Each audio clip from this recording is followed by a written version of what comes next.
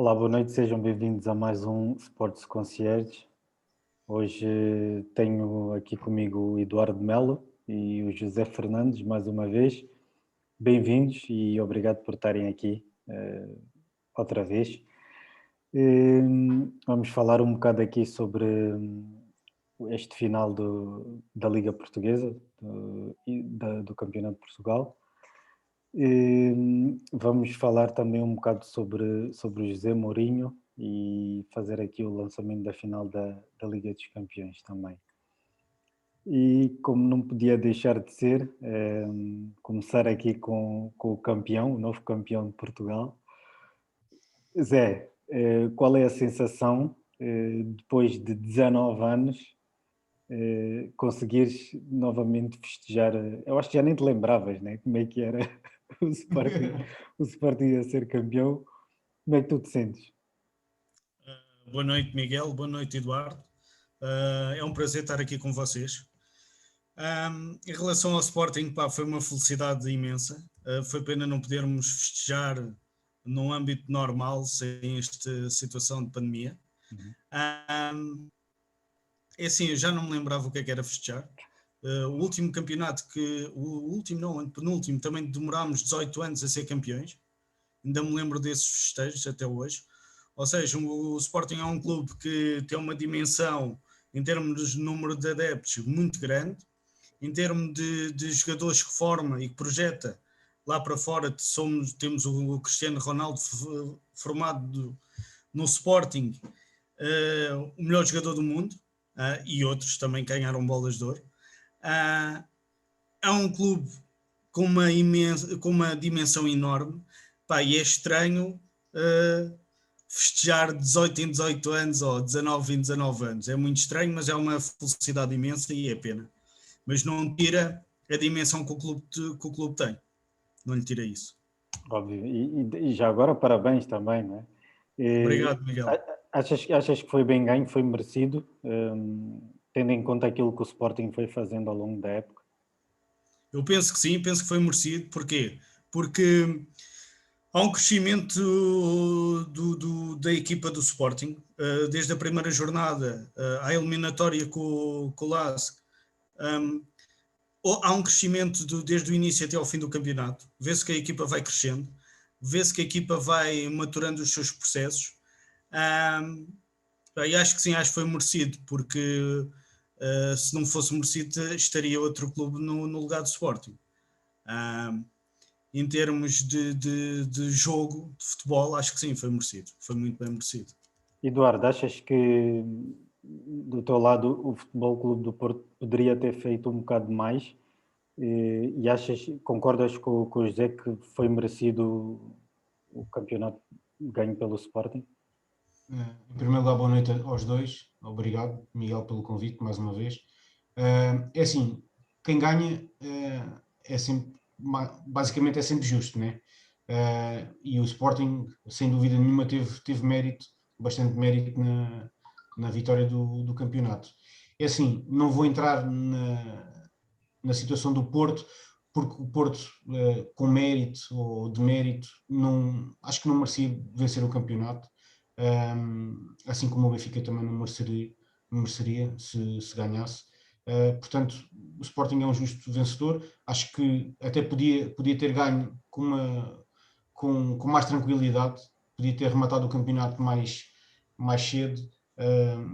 Houve ali uma altura da época que até nos fez acreditar aos adeptos do Porto e do Benfica que eles poderiam escorregar, e também fruto aí da juventude, da inexperiência até do próprio treinador e da estrutura, porque o Sporting não é só os jogadores que são novos, desde o treinador ao presidente, é tudo pessoal que não tem muita experiência neste mundo, e então se calhar ali a espaços notou-se que eles não tinham muita força ali para aguentar as pressões e as muitas pressões que foram surgindo, mas são justos vencedores.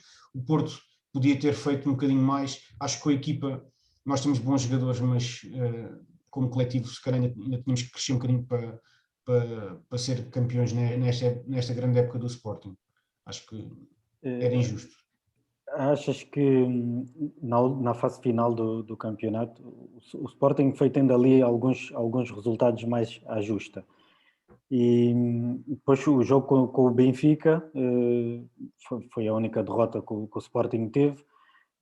Ainda conseguiram chegar ao 4-3, mas foi um jogo completamente diferente daqueles que o Sporting teve. Achas que se o Sporting tivesse apanhado o Benfica e o Porto algumas jornadas antes, o desfecho seria diferente?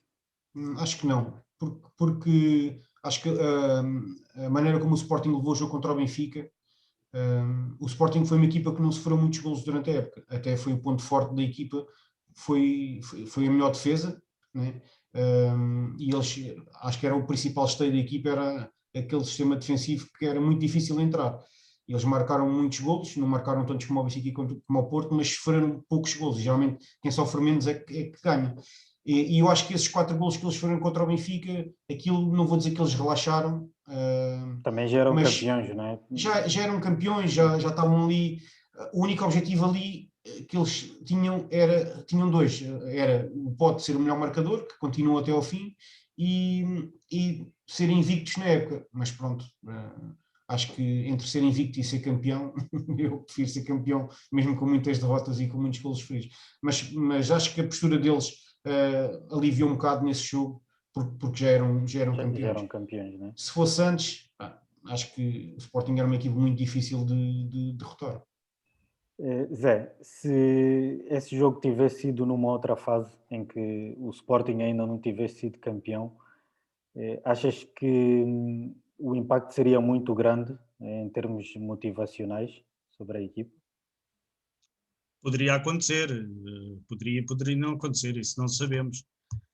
Acho que o Sporting começa ali a perder a vantagem de 10 pontos quando começa a haver ali umas nuances táticas, em que João Mário começa a jogar no lugar de Nuno Santos, houve outras alturas que chegaram ali três jogadores no miolo do meio campo, com a entrada do Daniel Bragança, acho que houve ali umas mexidas. Isso afetou a equipa e fez com que a equipa perdesse esses 10 pontos. Esses pontos quando tinha vantagem de 10. Agora, não sei até que ponto é que Ruben Amorim não anda a ler a arte da guerra. Porque se calhar essa vantagem de 10 pontos foi algo que foi estratégico. E algo que fez com que tirasse pressão aos jogadores do Sporting, à estrutura do Sporting. E eu estou a dizer que essa perda de vantagem dos 10 pontos foi algo que foi planeado e que foi tirar pressão à equipe e à estrutura de Sporting e fez com que todo aquilo que funciona à volta do futebol português, fora das 4 linhas, não acontecesse de forma tão agressiva e tão assertiva e tão forte, que é as notícias nos jornais, os escândalos, etc. Aquilo que está a acontecer agora, como hoje também veio uma notícia em relação ao Pote, em relação ao doping. Esse tipo de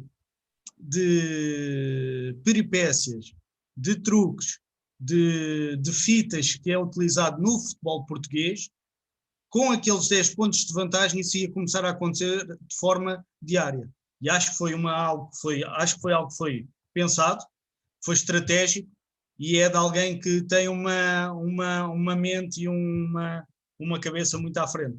Trabalhar desta forma. Sentido? Não, Zé, desculpa lá, mas eu não concordo. Sabes porquê? Porque quando tu tens uma vantagem grande e o Sporting foi bombardeado desde a meio da época, quando viram que tinha grandes hipóteses de ganhar, começou a ser bombardeado com casos, com castigos, com coisas. Houve algumas coisas da comunicação dos outros dois clubes para tentar destabilizar. O Sporting, quanto mais pontos perdesse, se perdesse de propósito, pior era, porque os outros clubes iam ver que a estratégia estava a funcionar. Não é? Concordo. É a minha opinião. Não concordo, porque eu estou a falar daquelas situações que acontecem de ameaças de vida à vida dos jogadores. Mas por parte de quem? Diz? Por parte de quem? Os adeptos do próprio clube? Hã? Os próprios adeptos do Sporting? Não. Eu, da última vez que fui campeão, nas últimas jornadas, os jogadores do Sporting sofreram ameaças de morte. Isto é algo que é normal no futebol português. Toda a gente sabe disto. Quando há um outsider e o Sporting tornou-se um outsider porque só ganha 18 em 18 anos, quando há um outsider a aproximar-se da hegemonia do Porto e do Benfica, começam as ameaças de morte, começa os casos de doping, as situações com os jogadores que se drogam, etc, etc. Começa a haver todo um circo à volta, começa a pressionar. Tu achas que o achas Sporting, com poucos pontos, achas que o diz, Sporting diz. é prejudicado em termos de campanhas dos outros clubes, vindas dos outros clubes? Eu acho que o Sporting é prejudicado porque o futebol português não é só os adeptos dos clubes e não é só os dirigentes dos seus clubes. Mas tu achas que os outros clubes têm influência direta no desempenho do Sporting? Tens, acho. Então, mas, José, por essa razão de pensamento, a 10 pontos, se temos esse poder, a 3 pontos e 4 tínhamos muito mais poder, porque estávamos a ver o nosso objetivo ainda mais próximo. Hás de ver uma situação, Eduardo. Tu fizeste uma época em que foram 16 penaltis assinalados à tua equipa e ao Benfica foram 3 ou 4. Algo aqui não é normal, isto não é normal. Num desporto, isto não é normal. Nós tivemos um. Não é normal. Mas o que é que isso quer dizer? O que é que isso quer dizer que há influências de fora? Não, mas o que é que isso quer dizer no sucesso do Sporting? No sucesso do Sporting? O que é que isso demonstra em relação ao sucesso do Sporting? Demonstra o facto dos penaltis estarem desequilibrados a favor do Porto, entre Porto e Benfica. São as influências. Demonstra que há situações peculiares e anormais que acontecem no futebol português e os adeptos que são campeões não se importam. O Sporting também foi beneficiado com alguns até golos irregulares, né? Estou-me a lembrar de um que o Pote, a bola tocou na mão do Pote e supostamente quando toca na mão e quando dá golo logo a seguir, já não sei se foi contra o Passo. Vou dar um exemplo, Eduardo. Estou a dar só um exemplo. Mas eu não me lembro de casos, mas por acaso agora lembrei-me de um. A expulsão do Gonçalo Inácio aos 16 minutos. Sim. E o Pepe não ter visto o segundo amarelo agora há 2 jogos atrás. Tens razão. Estas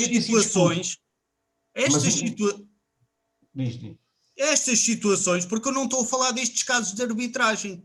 No futebol português há muito mais. E nós temos a situação do Pinto da Costa, das escutas, em que é extremamente declarado aquilo que se passava no futebol português e passa-se. A única coisa é que não pode ser usado como prova porque as escutas são ilegais. Agora, matéria de corrupção, há. O futebol português é isto, ninguém pode dizer assim, não, o Porto, Pinto da Costa, não houve corrupção. Não, houve. A prova é que não pode ser usada. Certo. É só essa a diferença. Não, ou seja, tu estás a ter o mesmo discurso que o teu presidente, meu. É que eu não consigo perceber isso. Pronto, isso é um problema que é teu. Eu tenho o meu discurso. Isso é um problema que é teu, se não consegues perceber, é um problema teu. Isso a mim não me interessa. Eu aqui estou a falar aquilo que eu acho. Eu nem ouço até que as declarações que ouvi do meu presidente foi agora na Câmara de Lisboa e gostei das declarações. Porque acho que aquilo é um hino ao desporto. Eu também acho. Eu não acho. Acho que é um hino ao desporto. Acho que hino ao desporto é vangloriar os vencedores, meu. Exatamente. Ele tinha que falar é da vitória do Sporting e as barreiras que quebrou para ser campeão. Não é atacar, porque isso só mostra a mesquinhez. Mas o que é que ele atacou? Ele só falou 2 exemplos. Então, os 2 exemplos são os adversários mais diretos. Benfica e Porto, exatamente. Então, querias que falasse quem? Querias que falassem do Braga e do Tondela? Posso? Falou de um exemplo do Benfica, Covid, e falou de um exemplo do Porto, dos penaltis. Agora diga-me uma coisa. Na véspera... Não foi assim tão brando, ele foi mais além das afirmações. Na véspera, Pinto da Costa falou da festa do Sporting e da anarquia que foi os festejos sportinguistas. Agora vou-te perguntar... ainda não acabei. Mas teve razão ou não isso? Posso? Teve razão ou não? Posso acabar de falar? Mas me interromperam, ainda não acabei. Pronto. O Varandas fala de 2 episódios, um do Porto e um do Benfica, sobre esta situação de Pinto da Costa ter feito estas declarações. Agora que vocês são 2 grandes conhecedores do futebol português, e o Eduardo principalmente do Porto, qual é que é o registro e o perfil do senhor Nuno Pinto da Costa? Não é falar da casa dos outros, não é falar dos outros clubes, não é dar sempre indiretas nos seus discursos sobre os outros clubes. Então porquê que para ti, Eduardo, porquê para ti, Eduardo, agora é estranho não ter vangloriado a vitória do Sporting? Então Este é o registro do teu presidente há 25 anos. Vou responder então. Para já, olha, não é nestes fóruns, mas sabes bem que eu não me identifico com muitas das coisas que acontecem no meu clube. E é público no nosso meio, no nosso meio, que eu não concordo com muita coisa que acontece lá.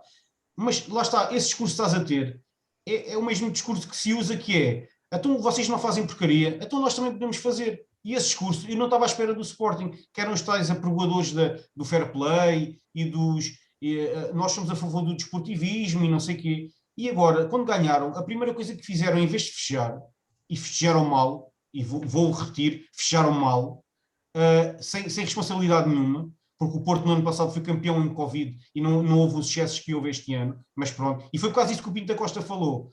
E o Porto festejou um título que era, supostamente, é mais normal ser campeão do que o Sporting, e quando eu digo isto não é para minorizar o Sporting, atenção, eu sou o primeiro a dizer que o Sporting foi merecedor e faz falta ganhar e não sei o quê. Mas tu dizes isso só para ficar bonito. Não é para ficar bonito, mano. Só para ficar bem.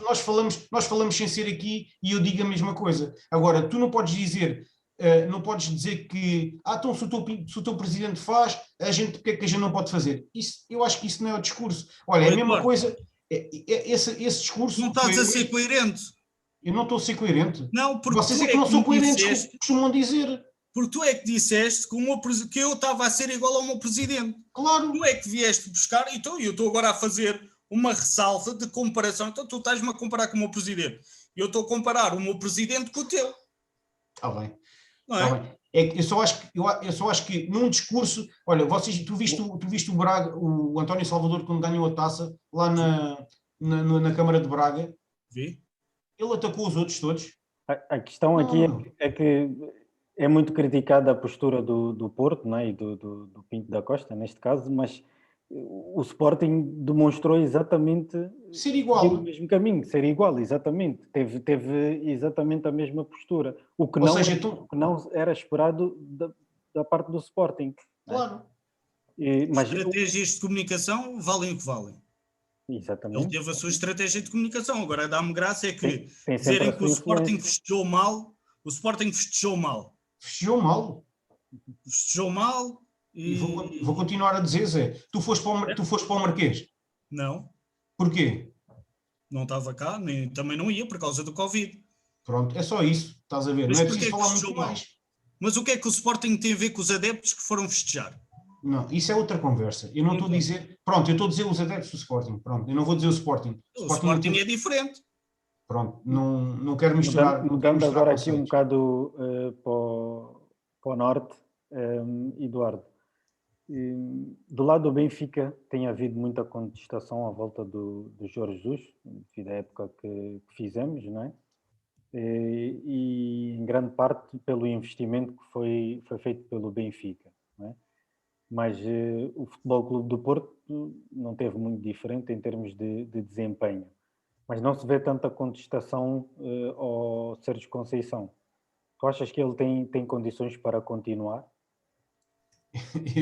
Eu também sou suspeito porque eu não gosto do Sérgio Conceição. E acho que ele já está há mais tempo do que devia estar. Por tudo, pela postura dele, agressiva, pouco assertiva, pelo futebol que nós praticamos, que é, não vou dizer miserável, mas que é muito fraco. Essa postura do Sérgio Conceição não reflete o universo portista, aquilo que são os portistas de modo geral?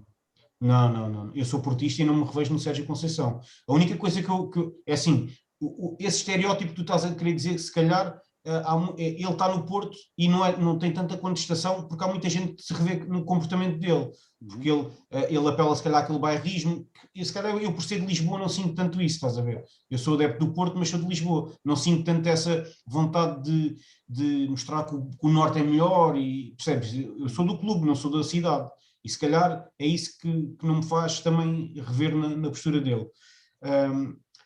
Os adeptos do Porto não criticam o Sérgio Conceição porque mal ou bem, em 4 anos, com o Benfica supostamente tinha tudo para ser campeão ininterruptamente, e ele conseguiu ganhar 2 campeonatos. Este ano também não há muita contestação, porque o Sporting fez a época que fez, né? Quase imaculada, e a nível de dinheiro tornámos o nosso projeto um bocado mais viável, porque ganhámos muito dinheiro na Liga dos Campeões, fomos longe. E isso dá dinheiro diretamente, porque a gente ganha dinheiro em prémios, e depois dá montra para os jogadores, né? Estamos mais tempo, os jogadores são mais valorizados. A nível interno, o Porto está habituado a ganhar todos os anos, tem sempre de ganhar pelo menos um título.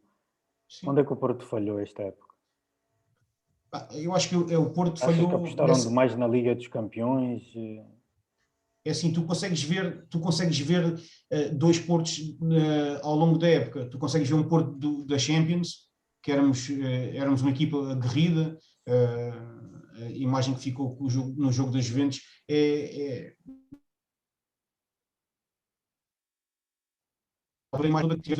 no campeonato.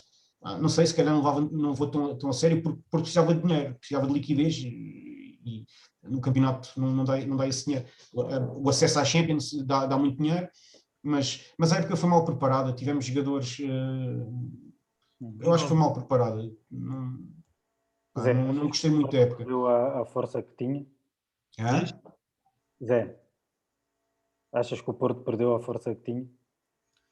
Acho que o Porto não perdeu a força que tinha. Acho que o Porto, Sérgio Conceição, fez aquilo que nenhum treinador conseguiu fazer no Porto, que foi com os jogadores que tem, fazer o que fez a nível europeu nestes anos. Este ano foi uma grande prova disso, mesmo uma grande prova. Tinha que ser, o Porto não tem outra solução, tinha que dar tudo a nível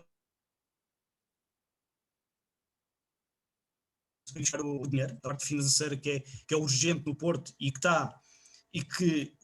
acho que Sérgio Conceição tem que ser muito admirado por essa vertente. Agora, acho que fisicamente os jogadores do Porto não conseguiam lutar pelo campeonato e pela Champions, pelo aquilo que fizeram na Champions. Se nós formos a ver o Manchester City, no percurso todo que teve de Champions, só perdeu um jogo que foi perdeu ou empatou um jogo que foi com o Porto. Com o Porto. Perdeu, não é? Empatou. O resto é tudo vitórias. O percurso do Manchester City na Champions este ano é só vitórias. Os únicos pontos perdidos que tem é com o Porto. O empate. Ok? Acho que ele tem que ser muito admirado, o Sérgio Conceição, porque não há nenhum treinador que fizesse o que ele fez. Agora, acho que o Porto depois não tinha pernas para o campeonato. E acho que o Porto depois quis substituir a frescura física por aquela identidade de raça, de muita agressividade, porque depois começou ali a roçar um bocado o que é o desportivismo. Pronto, isto é a minha opinião. Mas acho que Sérgio Conceição, acho que o Porto não perdeu a sua força, acho que o Porto não pode contratar pelos valores que contratava antigamente, não pode, e aquilo que está a ser feito financeiramente, é graças a uma pessoa que é o Sérgio Conceição. E acho que não se pode tirar o mérito a ele. Agora abnego toda aquela cara que o Porto tem no campeonato que roça muito a falta de fair play. E do lado do Benfica? O Benfica, nós estamos a olhar muito para o Benfica, que gastou 100 milhões em contratações, mas se calhar 100 milhões de 4 jogadores. Ou seja, não é 100 milhões de 15 jogadores novos. É diferente. Fez e o meu presidente também realçou esse aspecto, de estarmos a metade do orçamento do Benfica e etc. Mas atenção a uma coisa é chegar e gastar 100 milhões em vários jogadores de qualidade excelente. A outra coisa é gastar 100 milhões em 4 jogadores, não é isso que vai fazer a diferença. Acho que estamos um bocado a não ver as coisas pelo aquilo que é. O Benfica acho que sofreu de um sistema tático que não se adequou aos jogadores, ao perfil dos seus jogadores. Aquela mudança para 3-4-3 não é o que o Jesus está habituado a treinar. Jesus tem uma tática, 4-4-2, e é aquela tática. Ele viu que estava a Apesar funcionar com do... o Sporting Diz? e copiou. Quis copiar o método do Sporting, adaptar-se. Exatamente. 3-4-3 e as nuances que as equipas têm, as equipas podem ter a mesma tática, mas depois as nuances podem não ser iguais. Eu vi o Sporting a jogar em 3-4-3, que não tinha a ver com o 3-4-3 que via o Braga jogar do Ruben Amorim, por exemplo. Há ali nuances. Pronto. Agora, acho que taticamente, acho que o Jesus foi aquele Jesus teimoso que quis insistir. Acho que mais uma vez, eu sou um grande admirador do Jorge Jesus. Eu ficava encantado quando via o Benfica jogar a bola. Atenção, eu deixava de ver os jogos de Sporting e queria ver os jogos do Benfica, porque aquilo era aquilo que eu queria, que me chamava a atenção. Aquilo é que me fazia ver futebol. Era aquele futebol do Benfica com o Jorge Jesus. Acho que a formação pode ser uma aposta.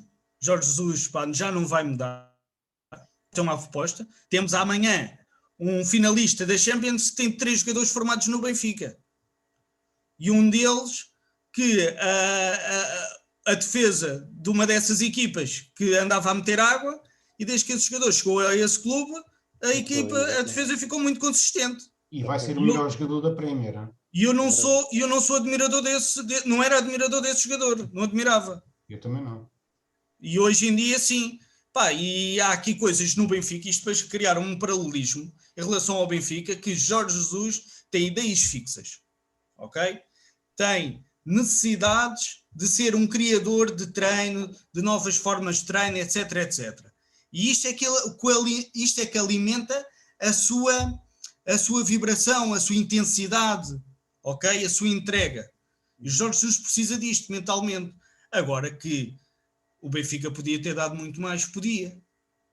O Benfica ficar no 3º lugar, com os pontos que ficou, não demonstra a qualidade dos seus jogadores. Os jogadores do Benfica valem muito mais que aquilo. Acho que devemos dizer que o Sporting é um justo campeão, mas que o Porto e o Benfica têm grandes equipas e têm grandes treinadores, e é verdade. Agora, o futebol é muito mais do que isto. Eduardo, o que é que achas que o Benfica fez mal? Acho que o Benfica, como o Zé disse, o mal foi também ter mudado, não havia ali uma tática certa. Ele foi mais reativo, ele foi reagindo. Na verdade, ele foi ajustando consoante as ausências que foi tendo, não é? Sim, mas acho que o Jesus, nós já sabemos que quando corre mal, a culpa nunca é dele. A culpa é sempre de fatores externos a ele e à equipa técnica dele. Quando ganham é nós, quando perdem é eles, ou aconteceu, não sei o quê. O Covid, houve ali altura-chave na época, que afastou ali algumas peças do Benfica. Mas o Benfica, como um grande clube que é, e com uma grande formação que até há pouco tempo era reconhecido, tinha que ter alternativas mais que válidas. E eu acho que, agora uma opinião pessoal também, a formação do Benfica deu aí um boom para aí, não vou dizer 10 anos, mas 5, 6 anos para cá, teve aí em altas, mas agora se tu olhares e quem acompanhar a equipa B do Benfica e o Sub-23, os Sub-23 nem lutaram para a fase de campeão, e a equipa B também andou ali pelo meio da tabela e não vejo ali um craque como se via aí há uns anos atrás. Portanto, a formação do Benfica também sofreu ali algum revés e se calhar houve até um desinvestimento. Depois nós vamos ver daqui a uns tempos, porque tu tens efetivamente muitos jogadores que agora são sedentários do Benfica, do Florentino, do Gedson, que o Florentino já se fala que vai voltar. Eu acho que o Benfica tinha a obrigação de ter feito muito mais, mesmo sem os jogadores com Covid. Portanto, eu acho que isso é desculpa de mau pagador mesmo. E o que estraga, se calhar, às vezes, é um bocado o ego dos... Há certos jogadores que, se calhar, o comportamento não se coaduna, né? O foco tem que estar nos jogadores, não no treinador, porque o treinador é muito bom, pode ser o melhor do mundo, mas se os jogadores não quiserem, o treinador não faz nada. Né? Exatamente. E acho que é isso. Pegando agora no facto de estarmos a falar de alguns treinadores, vamos já agora falar um bocado do José Mourinho, que nos últimos tempos tem sido dos treinadores mais despedidos, não é? Todos reconhecem o valor do Mourinho, mas ultimamente não tem corrido muito bem. E nós vemos que têm estado a surgir agora novos treinadores, como é o caso do Ruben Amorim, do Julian Nagelsmann, que vai agora para o Bayern de Munique. Até que ponto é que esses novos treinadores devem olhar para os casos de treinadores como José Mourinho e seguir isso como exemplo, levar isso para as suas carreiras, de modo a evitar que isso aconteça, não é? Que cheguem a esse ponto. Eu acho que esses treinadores novos, o Mourinho tem uma influência gigante nesses treinadores novos todos. Diga-se o que se disser, as equipas dele jogando um futebol pobre como têm jogado, mas acho que todos aprenderam muito com o Mourinho. O Mourinho já foi um grande influenciador, não é? Exatamente. Como em tudo, já teve o seu tempo, se calhar não evoluiu, chegou ali a um ponto que as coisas mudam e ele se calhar também ficou ali muito, muito preso ao sistema dele e chega a um ponto que não pode estar sempre no alto, né? como aos jogadores, portanto tens uma fase também descendente. É normal, eu acho que é cíclico, mas ele vive muito à conta do que fez, né? Do passado, exatamente. Do passado. Achas que neste momento ele ainda tem condições de ter sucesso, agora na Roma, não é? Mas achas que ele ainda tem hipóteses para isso? É assim, o que dá o sucesso, o que garante alguma parte do sucesso ou um instrumento para o sucesso de um clube é o dinheiro. E ele tem sempre sorte de ir para equipas que movimentam muito dinheiro, mesmo a Roma e o Tottenham, são equipas que têm muito dinheiro e ele também movimenta muita coisa à volta. Ele tem um hype muito grande, né? Ele movimenta muita comunicação, muitos patrocínios e isso pode levar bons jogadores, mas tu vês que de há uns anos para cá o nível de clubes que ele treina já não é aquele top dos tops e agora já começa a ser aqueles os que vêm logo a seguir. Ou seja, ele já treinou equipas de Champions, agora está tipo num nível de Liga Europa. Eu de certa forma, vou contestar um bocado isso e vou usar o exemplo do Sporting. O Jorge Jesus esteve no Sporting, não ganhou, não é? O Jorge Jesus voltou para o Benfica, teve um enorme investimento e foi a época que foi. O Ruben Amorim, bem mais novo, ideias frescas, usou maioritariamente jogadores da formação, conseguiu ganhar. E além disso, conseguiu mostrar um futebol extremamente atrativo. O Sporting, a uma dada altura, jogava muito bem. Né? No final da época é que baixou ali um bocado, mas grosso modo fez um enorme campeonato sem um grande investimento. Né? É verdade que é preciso investir, é preciso ter dinheiro para contratações, mas a influência do treinador não será muito maior? Zé, fala aí. Qualquer um dos dois. É assim, a minha opinião, ao Miguel e Eduardo, minha opinião é a seguinte em relação ao Mourinho. Acho que nas últimas épocas no Real Madrid já demonstrava um futebol muito pobre, com jogadores de milhões galácticos. O Mourinho, se mantivesse a performance dos primeiros 10 jogos, 15 jogos do campeonato inglês este ano, tínhamos um Mourinho a acabar em primeiro ou segundo lugar. O Mourinho ainda teve ali muitas jornadas em primeiro lugar. Sim. Eu não sou um adepto do Mourinho. Acho que desde do Real Madrid, que tinha os jogadores que tinha e tinha um futebol pobre, deixei de ser adepto do Mourinho. E acho que o insucesso do Mourinho não tem a ver com a equipa, não tem a ver com a parte técnica ou tática, porque ainda agora mudou uma equipa técnica toda no Tottenham, mas tem a ver com uma coisa que é o balneário. O Mourinho é um líder e o Mourinho estava habituado a estar em balneários em que ele falava os jogadores acreditavam naquilo que ele dizia. Não havia jogadores, há 15 anos atrás, não havia jogadores a virem do intervalo para o balneário e a pegar no telemóvel. Não havia isso. Hoje em dia há isso. E o Mourinho não se conseguiu adaptar a essa realidade. Não se conseguiu adaptar a ser um influenciador digital, não se conseguiu adaptar. Não conseguiu ser um líder utilizando o digital. E o insucesso do Mourinho tem a ver com isso. Há em todas os clubes, em todas as equipas que ele está, há um problema com o jogador. Este ano foi com o Dele Alli e com o Gareth Bale. Nas outras equipas havia sempre um jogador com quem ele tinha um problema e ele utilizava isso como utilizava há 20 anos atrás, fazer desse jogador um exemplo para ter o balneário todo. Hoje em dia isso já não funciona. Eu acho que o Ruben Amorim teve a sorte de ainda estar numa equipa, num clube, com jogadores desconhecidos, em que ainda acreditam muito na palavra do treinador, ainda acreditam muito na palavra do líder de forma não digital. Ok? E o Mourinho não se adaptou a esta realidade. Vê-se treinadores como o Guardiola e outros treinadores e outros jogadores e outros desportistas, estão sempre lá em cima. Exatamente. O Mourinho não. O Mourinho já há muitos anos para cá que passou a ser um flop. Então tu achas que não tem diretamente a ver com o futebol, ou maioritariamente a ver com o futebol praticado pelo Mourinho? Há outras coisas por trás. O futebol praticado pelo Mourinho é um reflexo daquilo que é a parte de influenciar os jogadores.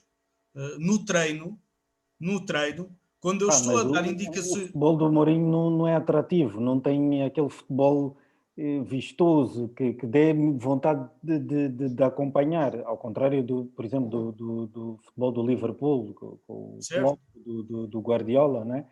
É Sim. completamente diferente. E se calhar isso é que faz com que os jogadores não estejam tão motivados. Não sei se tem a ver com isso, não sei se tem a ver com o facto de ele não se conseguir adaptar a esta nova forma como os jogadores se apresentam, como estão. E a exigência, também. Eu não sei. Eu acho que se o Mourinho arranjar uma estrutura de um clube como a Roma, se conseguir ter uma estrutura à volta dele que haja uma forma de trabalhar como se trabalhava aqui há 15 anos atrás nos balneários, fechar o balneário, aqui não há telemóveis. Não, isso já não dá. Nos tempos que correm já acho que já não dá. Não sei, se ele conseguir isso, ele vai voltar a ter uma equipa que vai ganhar. Não achas que ele tem primeiro que conquistar os jogadores? De outra forma, sim, não é? Sim. Mas eu acho que aí também tem a ver com a exigência, porque tu agora quando contratas o Mourinho, para já paga peso de ouro, né? E só isso faz com que a exigência esteja lá em cima, portanto, comparando o Mourinho com o Ruben Amorim, apesar do Ruben Amorim ter sido caro, a exigência não era zero por causa do preço, mas a exigência não era muito alta. E os clubes, quando contratam o Mourinho, pelo que ele já fez, né, e pela imagem que ele vale, ou seja, supostamente tu tens que ganhar qualquer coisa. Tu tens que ganhar qualquer coisa. E o Mourinho depois vai perdendo crédito ao longo do tempo, porque ele, quando entra forte e muda ali qualquer coisa, porque ele sabe alguma coisa, né? E ele, só que depois vai perdendo, ou seja, a exigência é uma coisa, eles pensam que ele ainda é o José Mourinho de Chelsea, ainda é o José Mourinho de Porto, do Inter, e não é. E o futebol acho que não tem a ver com isso. Acho que tem a ver com o facto de os jogadores hoje em dia, quando saltam de uma equipa média para uma equipa de top, ficam muito ligados à parte financeira. Acho que o jogador hoje em dia já não se liga, já não dá tanta importância à parte desportiva. Vê-se, por exemplo, no Barcelona. O Barcelona, nos últimos 5 anos, contratou jogadores que estavam a ser fenómenos onde estavam e chegaram ao Barcelona e desapareceram. Eu acho que o jogador hoje em dia já não é tão a pensar na parte desportiva, nos troféus que vai ganhar, mas sim naquilo que vai ganhar financeiramente. Eu ainda acho que o treinador tem uma influência muito grande nisso. Tu podes ter um jogador que o José Mourinho não tenha um bom desempenho, não consiga mostrar todo o seu futebol, mas que, sei lá, nas mãos do Guardiola ou de um Klopp seja um fenómeno. Às vezes pode estar na posição errada. Ou pode estar na posição errada, exatamente. Não sei. Por exemplo, o ano passado Temos vimos um vários casos Manchester disso. City que não fez nada. Mas Mas isso, uma equipa não jogar nada, tens que sempre relativizar. Não só, eles podem não ter jogado nada, mas houve uma equipa que jogou muito melhor que eles, estás a perceber? E, Mas mas é verdade. uma coisa é acabar a época e campeão, outra coisa é ver um jogo com um adversário direto e não vês ali futebol. O ano passado o Guardiola mudou de tática para aí 3 ou 4 vezes. Chegou a jogar com 3 centrais, chegou a jogar com 2 centrais. O Cancelo este ano faz uma época muito boa no City a jogar a defesa esquerda. Na lateral esquerda. Sim.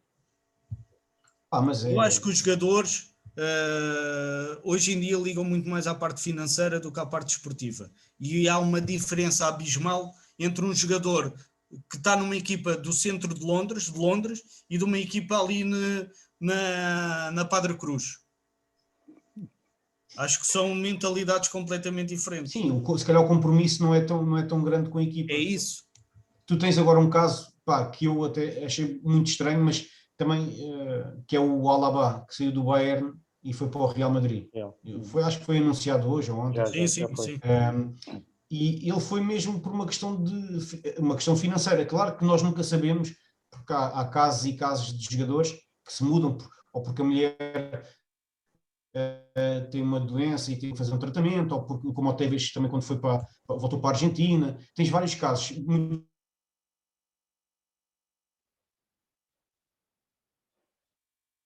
A carreira deles é muito curta. Mesmo assim, hoje em dia já é mais longa do que era há uns anos atrás.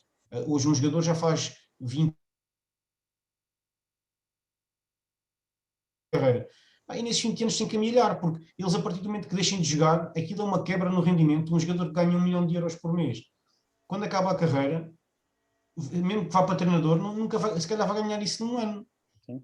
Mas eu acho que o Mourinho não soube adaptar a essa realidade dos dias de hoje. Também. E eu acho que ele não soube reinventar o futebol dele, ele continua com o mesmo estilo, não mudou. É muito defensivo, é atrás o futebol do Tottenham com o Pochettino, que era um futebol de ataque, e ele tem gajos bons no ataque, e depois ver o Mourinho, aquilo é do dia para a noite. Exatamente. Eu estava-vos a dar o exemplo há bocado do Barcelona.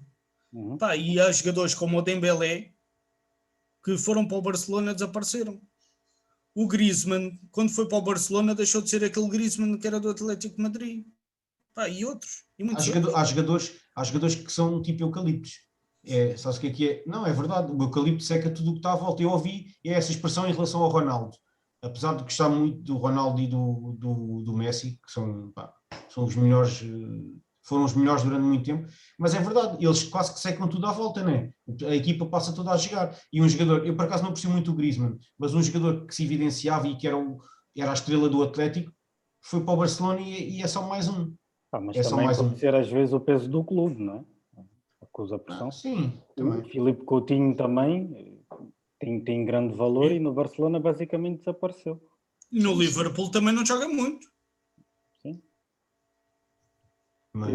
Mudando agora aqui para o grande jogo da manhã, final da Liga dos Campeões. Já vimos ali um adepto do Chelsea. Eduardo, como é que achas que o jogo amanhã? O City, esta época, o Guardiola vai ser ou vai ao racha, que isto é para tirar as dúvidas. E amanhã vai sair goleada. O Chelsea tem sempre aquela sortezinha e tal.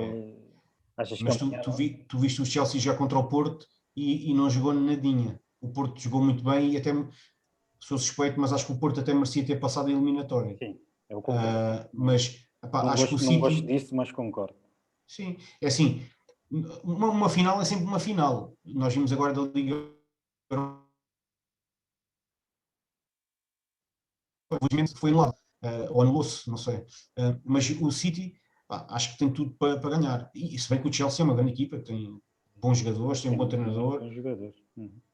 Vai ser um grande jogo. Só que acho que o City, esta agora, é a altura que eles têm para dar o salto qualitativo mesmo. Sim, é agora. Zé. Eu acho que vocês estão distraídos. o Chelsea este ano ganhou 2 vezes ao City. Mas isso não quer dizer que ganha Isso amanhã. não quer dizer nada. Pronto, mas não é dessa. Mas vocês estão a dar uma hegemonia ao Manchester City, que parece que o Manchester City vai chegar lá e 5-0. Não, eu não estou a dar uma hegemonia. Eu estou a dizer é que eles com esta vitória podem começar a... Eles já são um grande do futebol mundial e com esta vitória, porque eles nunca ganharam a Champions. E isto aqui é que vai alavancar para eles saltarem para um patamar de Real Madrid, de Barcelona, de Bayern. Eles pôr a estrelinha no peito. É isso, mas é isso mesmo. É É a verdade, oportunidade que eles já não têm, que nunca tiveram. Pá, eu vou ser sincero com vocês. Eu acho que estes dois jogos que o City perdeu com o Chelsea, um deles, acho que este último, acho que o City tinha um compromisso europeu da Champions, salvo erro, e podia ganhar. Se ganhasse ao Chelsea, podia ser campeão e não conseguiu ganhar. Este foi a última derrota do City com o Chelsea. Pá, eu acho que o City amanhã ganha. Acho que o Chelsea tem um grande treinador. Um treinador que não poderia fazer muito mais no Paris Saint-Germain por causa daquilo que é hoje em dia o mundo do futebol para os jogadores de cidades como Paris ou Londres. Ok? Acho que é muito difícil trabalhar balneários no caso do Paris Saint-Germain, no caso do Real Madrid, etc. É muito difícil, acho eu. E o treinador do Chelsea está a demonstrar que realmente tem valor, tem qualidade, com o trabalho que está a fazer no Chelsea. Mudou radicalmente aquilo, em termos táticos. Agora, acho que o City, eu estou à espera que o City ganhe, mas se calhar vamos ter uma surpresa. Se calhar vamos ter aí o Chelsea campeão, o Chelsea a José Mourinho. Pode acontecer. Eu sou adepto do Chelsea por causa do José Mourinho, aquilo que fez em Londres. Não sei. Acho que as finais, como vocês disseram, as finais são sempre 50 para 50. Mas o City tem demonstrado esta época completamente diferente daquilo que fez o ano passado. O Liverpool já é o caso paradigmático daquilo que fez e o que está a fazer este ano. Se trocaram pelo Liverpool e Manchester City. Mas é assim, pode acontecer uma vitória do Chelsea. Sim. Pode acontecer. O Chelsea tem uma grande equipa, atenção.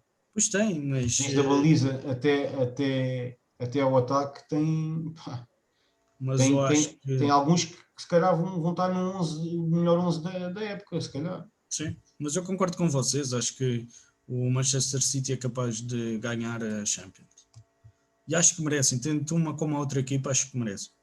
O Manchester City tem um empate no percurso todo. O Chelsea tem 3 ou 4 empates, uma derrota. A única derrota que o Chelsea tem é com o Porto. 1-0, salvo erro. O elemento comum aí é o Porto, estás a ver? Por isso é que eu falei o que falei em relação ao Sérgio Conceição. Na Champions só. Mas o campeonato português é outra história. Se o Chelsea e o City estivessem no campeonato, nós éramos campeões. Pá. Se o futebol português fosse gerido da forma como o Porto fez o campeonato que fez na Champions, acho que os clubes portugueses estavam muito mais ricos e não fazer este teatro pobre que nos faz pobres, tanto espírito como financeiros. Mas isto é a cultura portuguesa que é pequenina. Vamos estar aqui no próximo episódio para falar sobre a final da Champions e sobre outros temas. Muito obrigado aos dois por estarem aqui mais uma vez. Obrigado nós. Até a próxima. E que para o ano o Braga seja campeão, pessoal. Não, para o ano é o Benfica, de certeza. Não exagerem também. Já chega dos pequeninos ganharem, vá. Concordo. Obrigado. Um abraço. Um grande abraço. Tchau.